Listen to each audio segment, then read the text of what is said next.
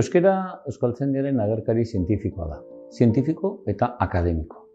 Bertara bildu dira 103 urte hauetan, 5.000 artikulutik gora eta espainolez, euskaraz, inglesez, frantsesez, euskara eta euskalgintza eta euskararen ingurukoak izan dira horren objektu nagusiak. Euskara orain eraberriturik datorkigu.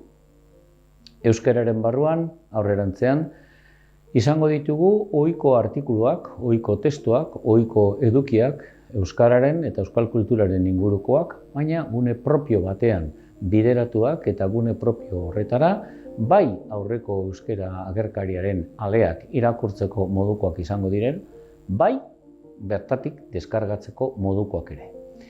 Kontua zein da? Kontu horren bitartez guk erraztu egiten dugu bidea eta norbait nahi baldin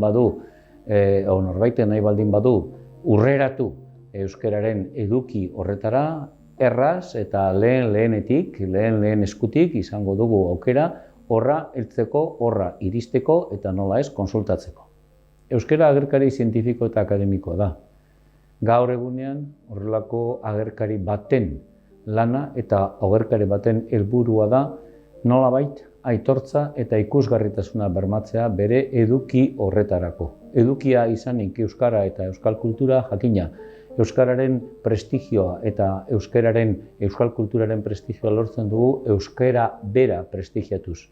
Beraz, aldizkariak horretarako alegin berezia egin du eta gaurko estandarren arabera jokatu nahi izan du eta jokatu nahi du etorkizunean ere. Ongietorriak eta jakina, hemen izango duzue beti atea zabalik, zuen lanak eta zuen ekarpenak bildu ahal izateko. Aldizkari zientifikoetan gertatzen den bezalaxe, webgunean bertan aurkituko ditu horra aurreratu nahi duenak, besteak beste, artikuluak idazteko ezaugarriak, artikulu idazteko baldintzak eta bestelako xehetasun guztiak. Zer esanik ez, beharrezkoa da olako aldizkari edo agerkari zientifiko eta akademikoa aurre egiteko eta mantentzeko guztion parte hartzea, guztion partaidetza. Horrexetik dei berezia egiten diegu, ikerlari guztiei hain zuzen ere parte har dezaten gure euskara agerkaria.